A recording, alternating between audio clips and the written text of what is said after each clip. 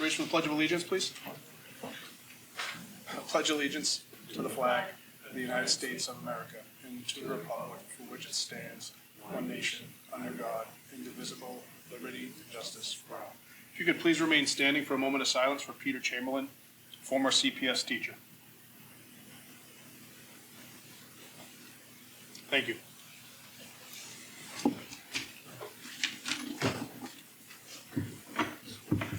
Open the school committee meeting for Monday, January 13th, 2025. I'll entertain a motion to approve the bills from our last meeting. So moved. Second. Any conversations or questions? All in favor? Thank you. And a motion to review the approval of minutes from December 9th, school committee meeting. So moved. Second. Any questions? Thoughts? All in favor? Okay, great, thank you. Do we have any public comment tonight? No student rep. Okay. CTA? Yes. Sure. So I think the teachers were really happy to have the 2 weeks off at Christmas, New Year's. And so we just did a really quick straw poll to about next year because the calendar sort of sets up that way. And overwhelmingly 75% of the teachers in a perfect world would have the 2 weeks off at Christmas and New Year's. 25% said they'd rather work and then get out earlier in June, but Dr. Meyer sent an email about Juneteenth and all of that. So we just sort of wanted to do a quick weigh in, and that's our Cool. preference. Well, thanks for doing that Thank you. proactively. PTA?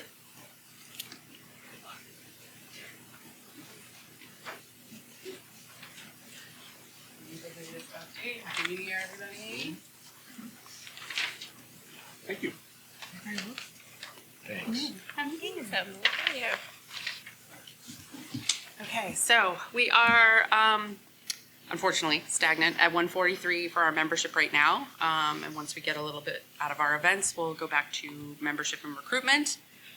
Again, Coffee Cabin has been received at all the schools. They will be also at the CMS dance for the CES students next Friday night for beverages for the kids and adults. So that takes place for pre-K and fourth grade Friday evening. That is a free event for students.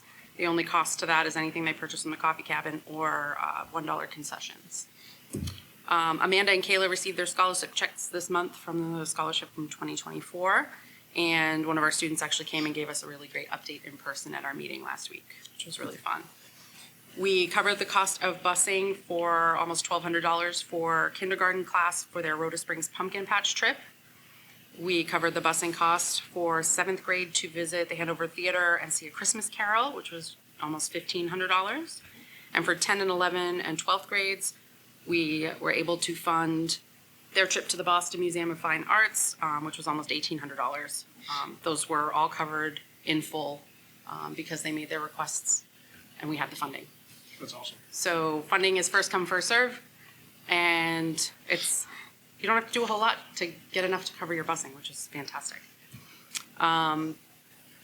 Starting February 2nd, the applications for the 2025 school year will be open for scholarships. We have Bethany Lamline, Meg Adams, and Kat Strickland helping on that subcommittee to honor those.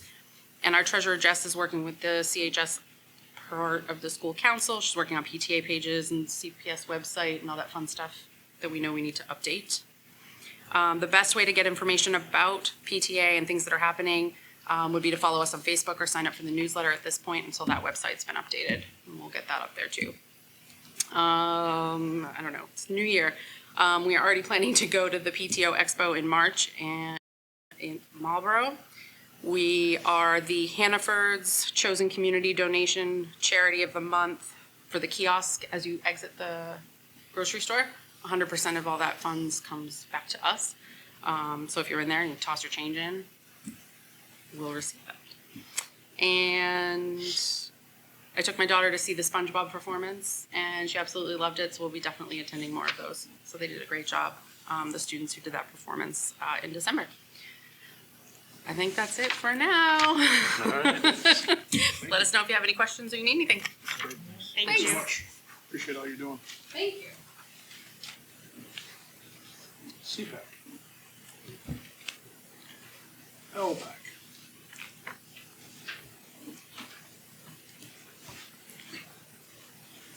All right, how are you? Good. So I want to invite you to the multicultural, gonna be in April 29th at 6 in middle school cafeteria. We hope to have more participation in different countries. I invite a few members of the community so they can show services for the Hispanic community and Latino and get more to them.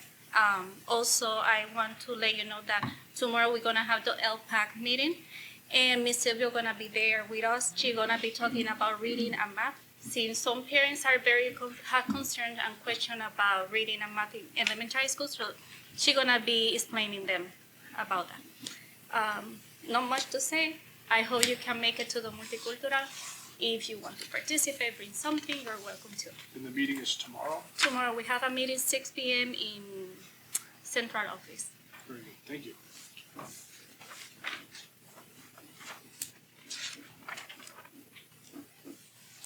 See you, Dr. Meyer. All right, staffing updates. We have a long-term guidance counselor coming in, Marissa, and we hired Jerry Giroux as an ABIA at CES. And the one I want to touch most on is Beth Armstrong was appointed as the food service director. She was basically the assistant food service director, and so we did a search. We had staff members from the cafeteria, school committee member, parent rep, and we reviewed the resumes, did first round interviews, brought back finalists. Finalists met with myself and Annette Colon and Dave Van Ass, and then we went through that process, and we were able to, the final decision was to stay with Beth and to go through. So we officially signed a contract with her, so she's officially the food service director right now. Dave Van Ass is still working on a little bit of like a part-time schedule through the end of the month to try to help with transitioning.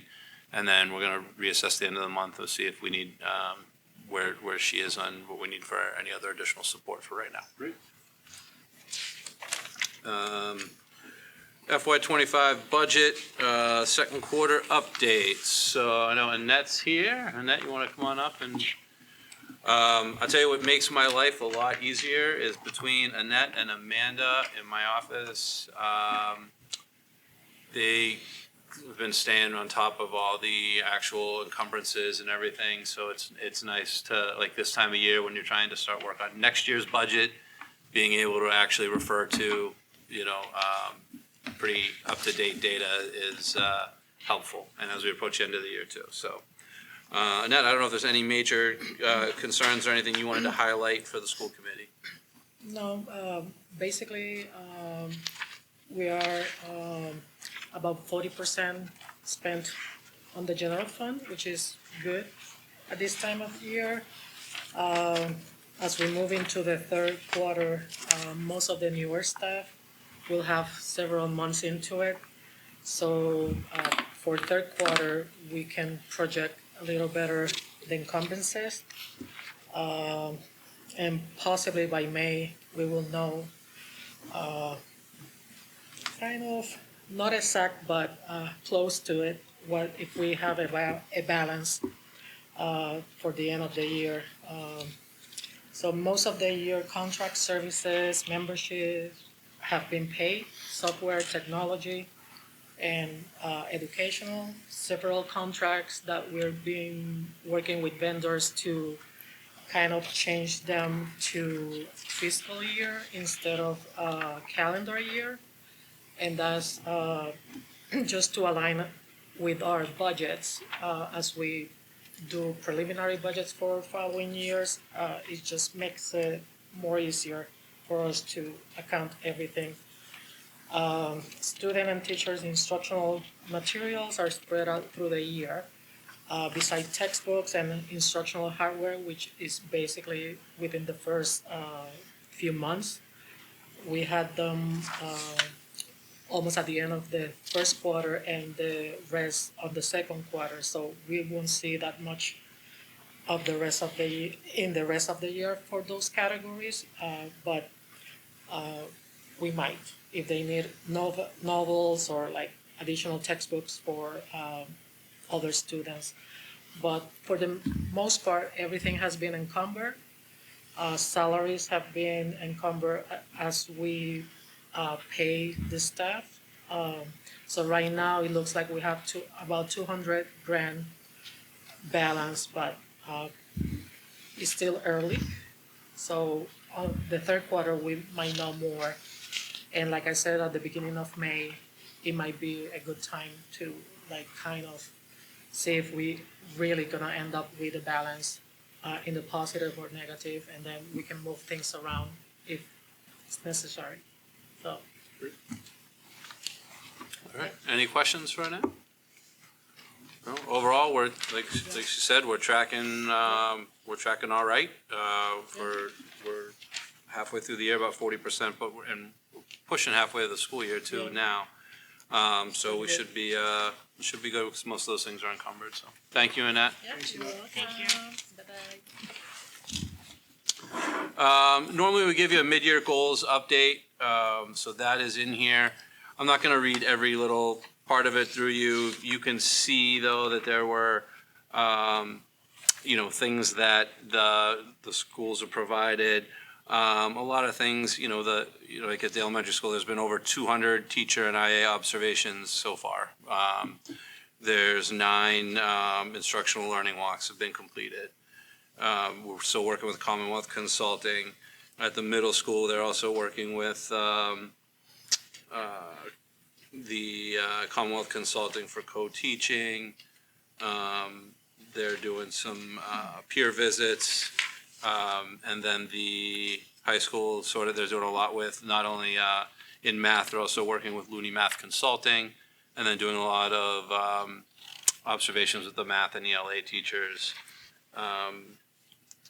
Really continuing our focus on co-teaching, MTSS, and then even when you look at the sort of individual supports, one of the things we added that we didn't really have before was the fact that we are now also part of the advanced learning program. So sort of when we're providing additional individual supports in that area as well. So any questions on the goals update? It's really more just sort of a self check-in to make sure that we're doing all right, and if there's nothing major going on. MSBA update, we have our next building committee meeting tomorrow. It's a virtual meeting. I included just 2 letters here just so you can see that we're getting them. On January 2nd, the MSBA forwarded comments for the design development submission. I didn't give you all the comments because it's a very lengthy document where they go through all the different indicators, and some of them are fine. Some of them just say, make sure you include this in the next submission. Some might actually ask a little question. So overall, it didn't seem to be anything that anyone was concerned about. On the OPM or designer side, they seem to be pretty normal comments. But this is more of just sort of understanding we did the most recent design development submission. And then the next one on the 7th we received they are now in receipt of our fully executed funding agreement. So kind of once we got the vote, we had to send a funding agreement. I think it got reviewed by our council and then approved by our selectmen, and now they have the final executed document. So that allows us to start claiming reimbursement through the MSBA. And in the new process with it, you can just start claiming and getting reimbursement as you go. So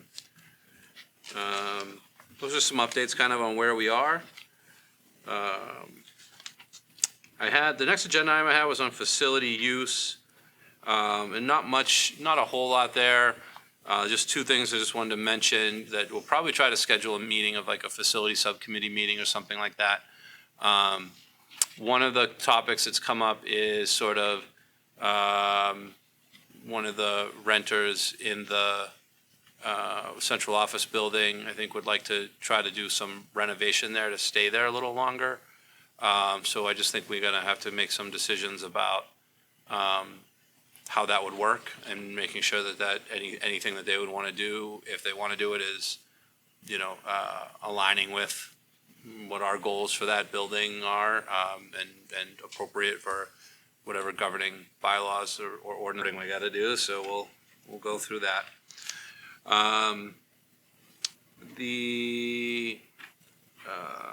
I didn't put it in this packet, I put it from the DESE, but I know in the policy packet, I did also share the legal advisory that the MASs attorney put out too. So we also have that when we're working on it.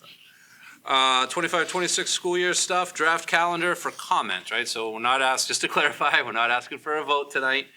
We never asked for a vote the first time we put the calendar out. We just put it out for comment, and then normally we'll figure out if we need to tweak anything, half days or something we missed or whatever, and then we'll go ahead and put it for a vote. But we gave you two this year. We gave you version 1, which is more of the, I'd say, traditional Christmas break for us, where you've kind of had a couple days snuck in there. In this case, because Christmas is a Thursday, we're coming in the 22nd and the 23rd. And then that would get school out on the 11th with no snow days. With 5 snow days, it's the 18th. It's important to kind of just sort of keep in mind that the 19th is a federal holiday now, and Juneteenth. So if we were to get to the 19th, that long weekend, it's like it's a long weekend in June, and now you got to come back. Unless you're like a senior, then they're going to be psyched. This draft version 2 has the 2 full weeks off. It has a last day scheduled as the Monday the 15th, which means 5 snow days will put you at the 23rd, which is what you have to schedule, is 5 snow days. So if there's only 3 snow days or less, I think it's fine. It's just making sure we are okay with that. And I know really when you think about it, I know Mrs. Cesar mentioned the CTA poll about people kind of seeming to like the 2 weeks off. I like the 2 weeks off. I thought it was good to have a break. But really what you're talking about is 2 days. And the 2 things I would say is, like, there are school districts that don't go to school the Wednesday before Thanksgiving. We do, right? So that's a day right there. And there are schools that don't go to school on the election day in November. And we do, because we don't have any polling locations in our schools. So there's a lot of schools that by Christmas, we're 2 up on them anyway. Sure. So it's just sort of like evening it out. So it's really probably it's not like we're gonna be late at getting out because of this. We're probably gonna be right around where everybody else is. So that's that. So we'll have some consideration. Now that I think there were some more clarification on the end dates, we might see if that changes any of the teachers' feedback and just kind of see what you guys get. And probably not the next meeting, but one of these meetings coming up, we'll try to get it approved for get a final calendar so parents know. Mr. Cermak, do you want to come up and share your program of studies here? We haven't had a chance to review this page by page, line by line in a while, so we wanted to go through very meticulously. So for the next 3 hours. I had actually heard this was what Mr. Bailey's birthday gift was. Yeah. It is. It's just program of studies right here. No, in your packet, there's the cheat sheet of what the changes are. And I don't know, Mr. Cermak, if you want to highlight any of the big points, and let them see if they have any questions. We went through, myself and the guidance team went through and looked at just the regular changes, like the school year from 24-25 to 25-26, updating the graduating classes because this program of studies would affect the classes of 26, 27, 28, 29. Class 25 obviously doesn't need this program of studies because they won't be here next year. So as you go through, some wording has changes. Mass Core was updated to 4 math classes instead of 3, recommended by Mass Core, so we updated that. Beyond that, just the addition of AP courses, which had gone through our curriculum committee. There's a few AP courses we've added in there. Computer classes.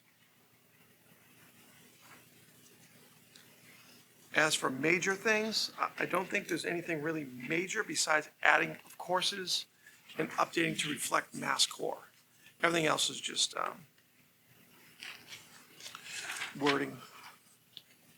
Right, and almost all of those, or all the ones I see right now, are ones that have been reviewed at the curriculum committee level, when we have those meetings with the school committee representation. Some of the things are looking, changing some things for like freshman, sophomore experience. I think we're tweaking those a little bit, now that they try to get more of a well-rounded, component to them, since, the pressure to pass the MCAS is not up. Not that it doesn't matter, we're still having intervention portions, but we're able to put in some of that other stuff as well. Graduation requirements, the only thing I'd ask, are you putting the graduation requirements as we drafted them As we drafted them in that policy right now? yes, Okay, so But the only not- thing, not for this year. Oh, no, yes for this year. Yes for this year. right, so we just might want to be careful of the timing of things, or, I'll double check. I'll have to double check the graduation requirements. So you put for page 18, I just want to make sure we don't put yeah, so you've got the sample competency determination and everything in here, It's right on page, is it 18 or 19? 18 and 19, yeah. So I guess the only thing I'd say is that this hasn't fully gone through the Right. policy committee yet, so, even if I understand you're gonna wanna get it out, so you might say, even for right now, we could put pending final approval of the school committee or something like that, if you're gonna get it out right now, and then we can just change it electronically when it's, because it'll probably get approved in some version very similar to this, but if there's a few tweaks, we'll tweak it, so I would just say, that's the only thing that might be, that, but,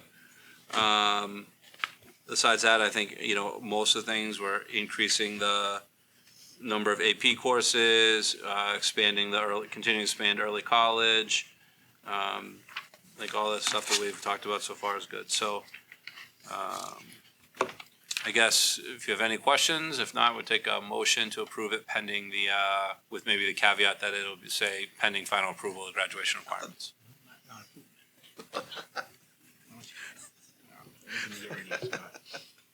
I'll make that motion. Second. Any additional discussion? All in favor? All right, thank Thank you you. very much, guys. Thanks, Scott. Appreciate it. You bet. All right, so the next is an update on Leicester High School's Career and Technical Education Program. So if you weren't aware, I think we might have mentioned in a school committee meeting earlier, or I forget if it was in public or if it was just something that was mentioned in passing. But I know that Leicester Public Schools has basically acquired the former Becker College Leicester campus, or the town of Leicester has it or whatever. So they are starting to use that campus to expand and build vocational programs. And Shrewsbury, who's in a similar situation as us, where they were previously sending students to Assabet and their students really aren't getting into Assabet anymore, has just recently sort of signed an agreement with Leicester to kind of use them as a preferred provider. That's where they're going to provide transportation, and students they kind of have some slots that students can go there. We kind of inquired about it sort of shortly after Shrewsbury. They weren't sure about the enrollment possibilities. Their superintendent reached out to me probably early December and said, they think they might have enough openings if we want to try something.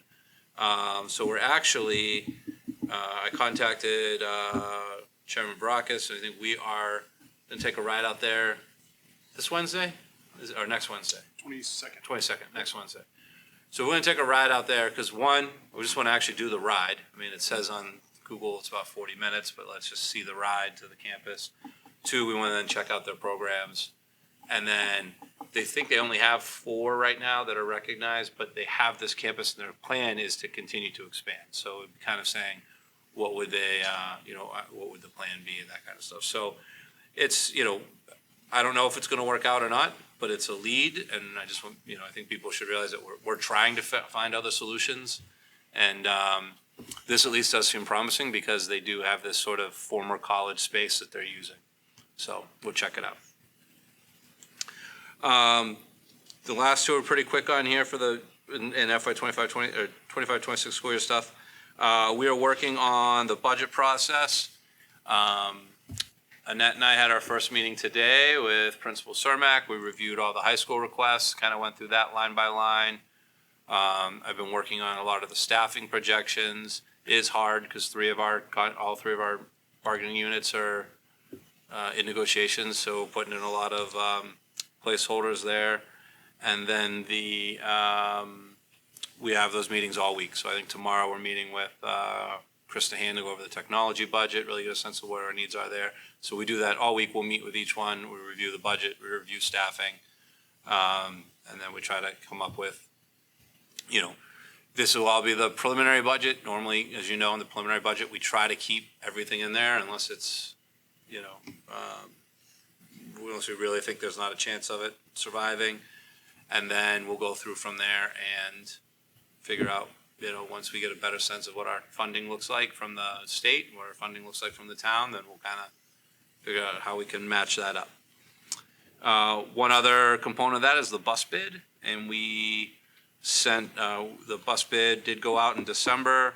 Those bids, I think they're due the 23rd. I think they're due that Thursday. So we should have, we might not have a contract finalized or anything, but we should have a bid number that we can use to plug into that preliminary budget.